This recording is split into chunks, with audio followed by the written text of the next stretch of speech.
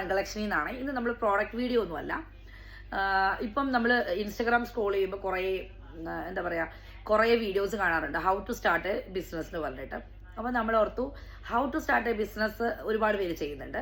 അപ്പം ഇതിൻ്റെ പുറകിലുള്ള ചലഞ്ചസും സ്ട്രഗിൾസും കൂടെ ഒന്ന് ആൾക്കാരിലേക്ക് കുറച്ചുകൂടെ ഒന്ന് അവെയർ ആക്കാമെന്ന് വിചാരിച്ചു. നമുക്ക് ഫസ്റ്റുള്ള ചലഞ്ച് എന്ന് പറഞ്ഞു കഴിഞ്ഞാൽ നല്ലൊരു ഡീലറെ കണ്ടുപിടിക്കുക എന്നുള്ളതാണ്.